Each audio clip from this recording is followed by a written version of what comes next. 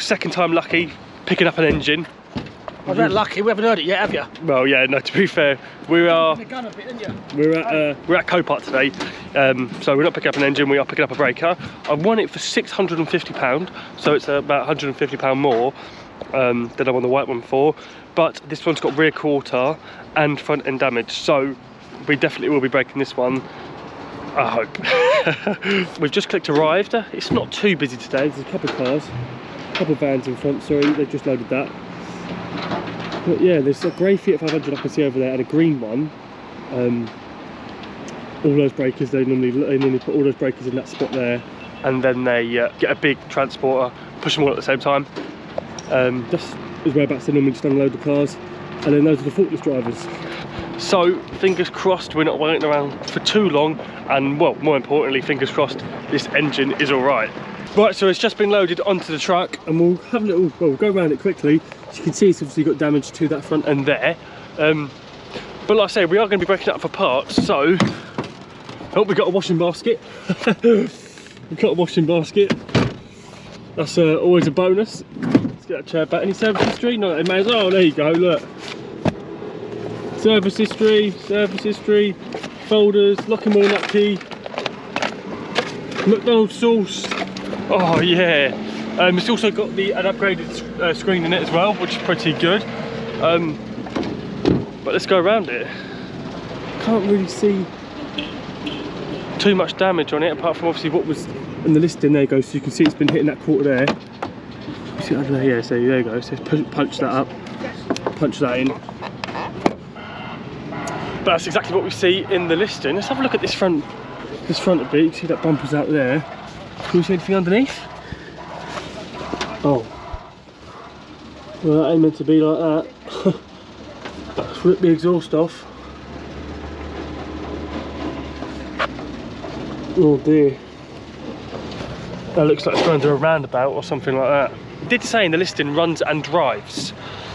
Whether it does run and drive, I'm not too sure. It's got its water in it. Oh, there you go. Look at that engine, that is proper rocked back. That is proper rocked back. Well, we only want it for the engine, so hopefully it's all right. Let's try and start it.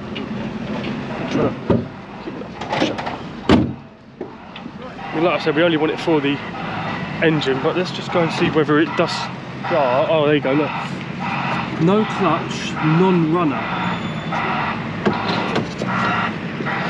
So it's no clutch, non-runner, but it did say on the listing, runs and drives.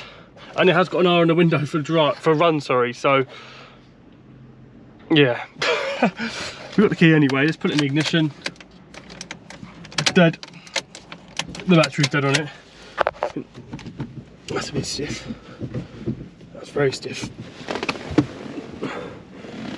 Well then, I mean, like I said, we are only using it for parts, but it should, if it says it on the window, no clutch, non-runner, should it be putting any additional information? It probably should. And that's not me slating Copart, obviously, but yeah, that probably should have been flagged up. So we have just left Copart. What do you think? Oh dear, oh dear. Oh, maybe we got lucky with the white one. Got lucky with the white one, definitely not the red one. Got lucky with the white one, definitely not the red. That's just part and parcel of it. And I mean, I did look at the photos, and you can actually tell if you really study the photos that the engine is back slightly.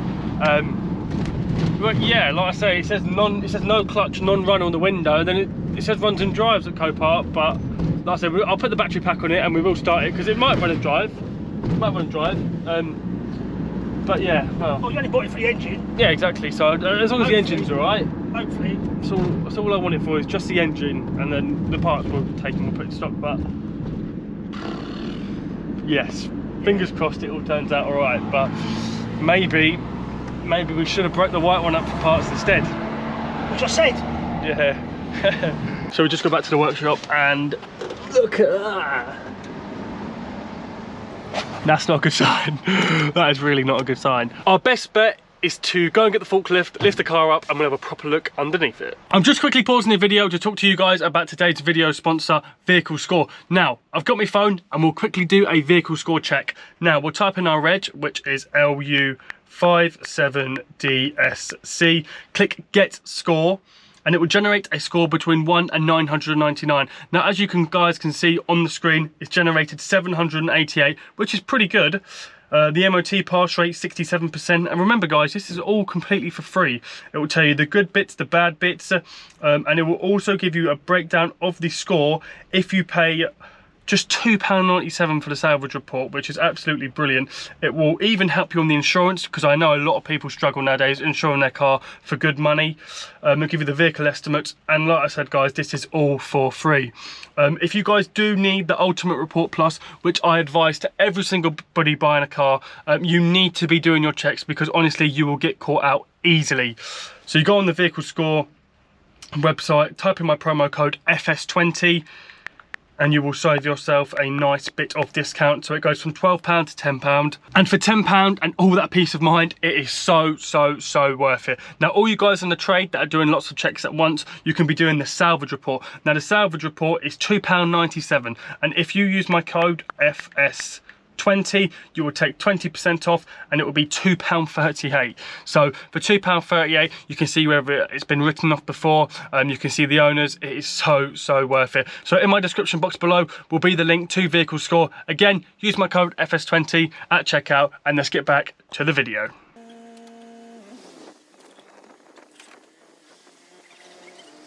So the forklift has now got the car up in the air, and let's go round. It might be really windy guys, but let's have a look. The gearbox, the shaft has come out, there's maybe no oil inside. So that's why it's got oil. So the shaft is at the gearbox there, so that's why it's probably put oil on the bed of the truck. You see it's broke that bracket there. It's bent the subframe and all that. Oh no, that's gone backwards over something, Pete, isn't it? Yeah, I think what? That's gone backwards. And you got all this damage here.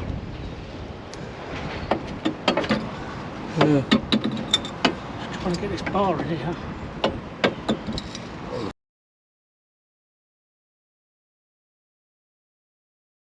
We've brung it into the workshop. Still on the forklift. Got to jump back on it, and well, let's see what it sounds like. You want that?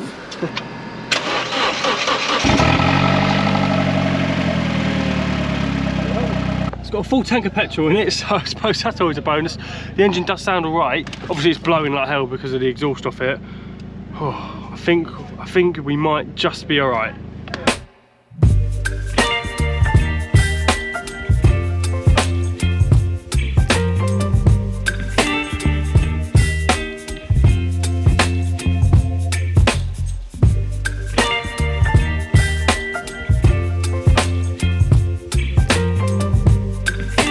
So I start at Co-Park Monday morning, loading the cars. I've literally just passed my test. No, I'm joking. Right, let's get in the garage block and let's get stripping. I have done quite a few of these Corsas, so I am pretty quick at stripping them now. Now, some of you guys at home may be thinking, why are you taking off the front end to get the engine out? Which, in reality, I don't really need to be taking the front end off, but it does make the job a lot easier, and I can strip the front end off these in about half an hour. So for half an hour's work and getting it off, it's just really not worth it. Well, my phone did accidentally die, so I didn't actually get me taking the slam panel off. Here you can see me draining the water out of the car, but now I'm just going to go around, take the battery tray off, take the air filter off, and then basically just undo all the wiring, all the connections, and then ready to lift the engine straight out.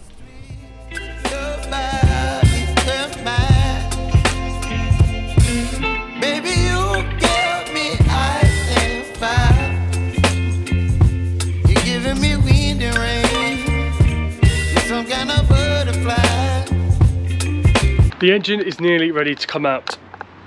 This time we've got the engine crane that's going to help us, because last time we took it out on a jack with a piece of wood on the samper, but this time it should be a lot more easier because we don't have to put the drive shafts out. So it's all disconnected.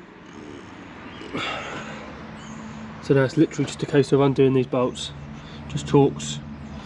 So that's going to get a bolt that we can put through that chain, but it's just done a case of undoing them, and then that's it. Well, fingers crossed anyway. Look at that, guys, we've got an engine crane this time. That'll make it 10 times easier than taking it out on a bloody jack. We'll undo these bolts here. We actually are racing against time because it is about to get dark, so we better hurry up and get it done.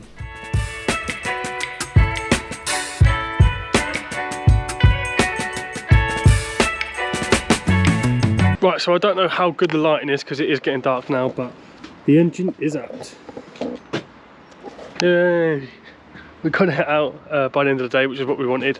Ready to go into that one tomorrow. Right, so it's the following day. We've got the engine crane. It's a bit damp on the floor. I've literally just took the flexi pipe off of the captor. Obviously that was on there like that. But I have been using this D-block oil. Now, I'm not sponsored by Enertech or anything like that, although I should be. But I sprayed that on them, just like that, let it drip down. And it's actually really good. Normally they're very tight, but one of them was tight, but by the time I got around to doing the other two, they'd already been lubed up with that, and they'll come off absolutely perfect. I didn't have to go back and forth at all on those two. So yeah, that's pretty good stuff. So if any of you guys want that, contact Enertech. But let's try and get this engine in. Let's get the engine in. Now, it is pretty self-explanatory, to be fair. It's not like a bloody Audi R8 or a big engine. It's only a little Corsa, so it's not a hard job at all, really. I mean, Dad's done dozens and dozens of these, so he could probably do it in his sleep, but this is the first time that I'm trying to do it on my own, without his help. You might see him in the video push him away a couple of times and tell him to leave me alone and let me get on with it. But as you can see, he's just helping me adjusting mounts, so it was all sitting on the exact marks that it was sitting on before. But yeah, I'm just trying to get it all done myself. Like I say, I'm not a mechanic at all. I do prefer the bodywork side of it, but I do enjoy learning about it.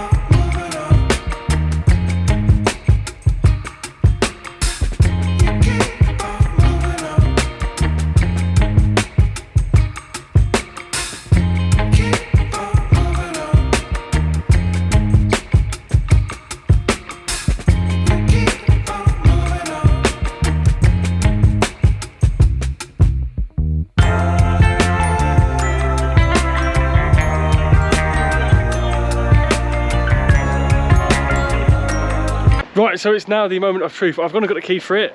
We have changed over that bottom rad support. We've put coolant in it. We put the drive shafts in it. What else have we done? Just finally checked over all the wiring, make sure everything seems all right. Put the battery back on it. Yep, we're ready to go. See what happens. So, fingers crossed. Did you charge that battery? I think I might have done when we first got it. I think I might have it on for a little while, but it might not be so. Right, okay. Well, I've got the key. I'll let you hold the camera. Actually, you hold the camera, just point it towards the engine. And well, let's see whether it starts. Fingers crossed. Eddie, just check the oil light, yeah? Yeah.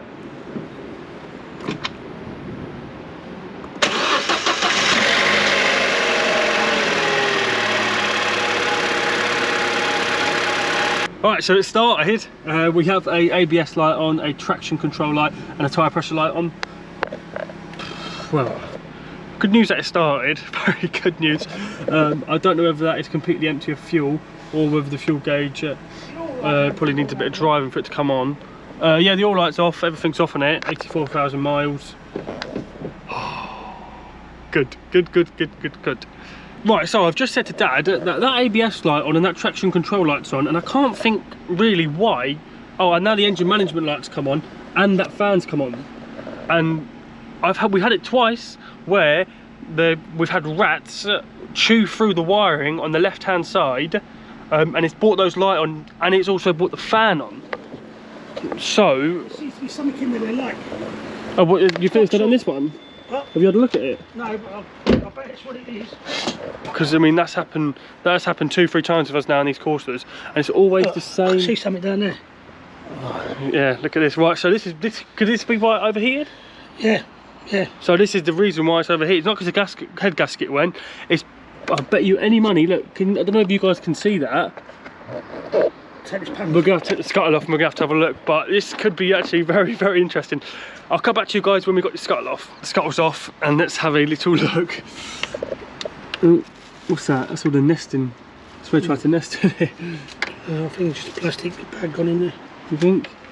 Look at all that chewed through. Look at that wire in there. Chewed through. Just seem to love that bit of the wiring loom. Don't know what it is. I don't know. And there you go. Look, chewed right through. Look, they chewed right through that. It's not as though they chew through any. It's not like they chew through a load of other stuff or any of the other part of the loom. Right, so that is definitely our verdict, and that is the real reason why it overheated, basically, because... Yeah, we got in traffic, the engine fan wouldn't have come in and kicked in or anything. No. So it's good that we got a bit of experience in this issue, because if you didn't have and you was just buying it to change the engine, you'd be quite stressed out, wouldn't you? Well, it's not that, you'd be going through so much wiring problems to try and check it out, but we've had it. Well, it's our third time now, isn't it? Third time I've had it. Third or fourth. Well, they've had a chew up. So, but they don't normally do this side. So it's that side that's been done, and it's also that side as well. It's where they climb up under the liner, and they crawl through that hole to get into the car. Yeah. Sometimes you get a nest in them, don't you? And all. Yep. So, well, we've got to get our shoulder sticks out. We've got to go from there. Oh yeah, what's a pain though? Yeah, I know. Well, it is a pain, but at least we know what the problem is, don't we? At least we know that's the reason. That's the reason why it went wrong. Right, so they have chewed through quite a bit. Well, we just had a bit of a thought. We have got this breaker Corsa, and we're thinking that if we cut the wires there, we'll have a look to make sure they're all the same. But all this going to is the indicators on the wing, and obviously the ABS. So we're thinking, rather than, because they've chewed through so much, rather than taking the wheel arch liner and adding more wire to it, we could just cut it there and then solder it up from there.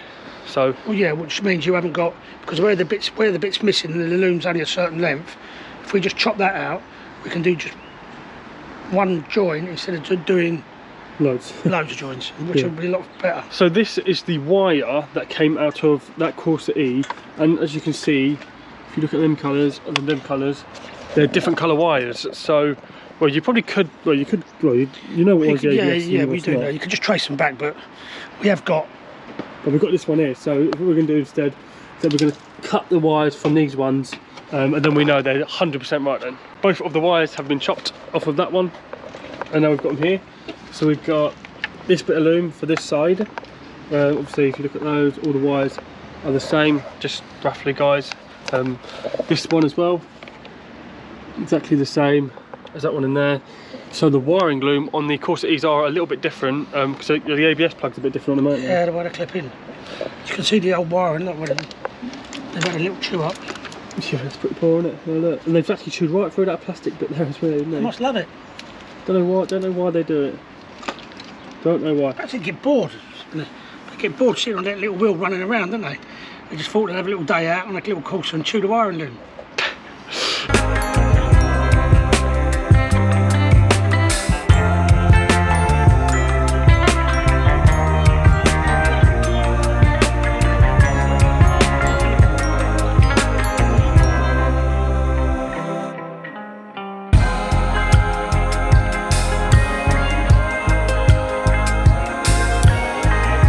The right side is now done. There you go. They're all soldered up properly. So now we just need to put them back into that little plastic sleeve in and then crack on with this side. It's done, it's finally done. I'm not gonna lie, guys, I did struggle quite a bit because where the bonnet is, it's windy. The lighter, every single time I lit it, it just kept going out. So I didn't really get much on video, but I have done it. There's the key for it. You can see the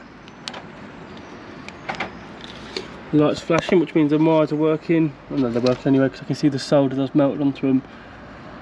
So they're all on. So now I'm trying to wrap them around with electrical tape and then feed the loom back through the wing. But I've put all electrical tape around it, fed it back through the inner wing. It's back on the indicator now. So the only thing left to do now is start it up and hopefully those warning lights go out. The ABS one might not go out because it probably wants driving, but let's go and get the key and let's start it up. The engine management light that was on should definitely go out.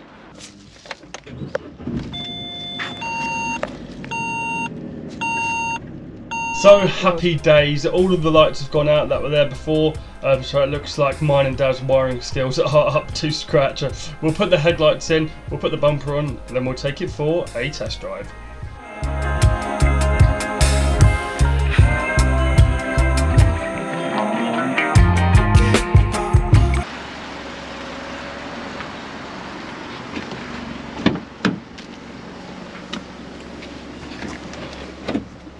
Right, so we're on a test drive. What's it driving like? It drives alright actually, it drives really smooth. Yeah? Yeah. The tyre pressure light's gone off. It's all gone off, yeah. Everything's gone off, all the lights on the dash are all off. And yeah, fingers crossed it all goes alright, but driving fine, isn't it? Yeah, seems alright. It's all up to temperature now. Hot air's coming through. Even the time's at the right time. Happy days. Right, so we've stumbled across another problem. Let's do the back window wiper.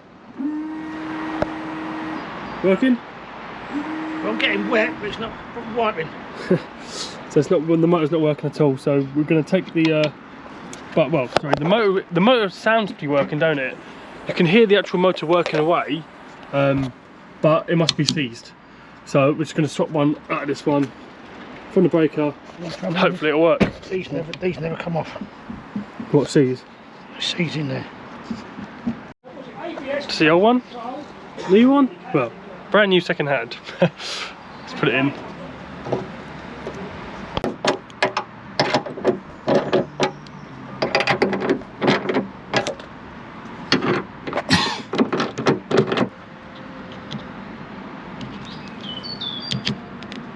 Right, it's all changed. I look like Ozzy Osbourne.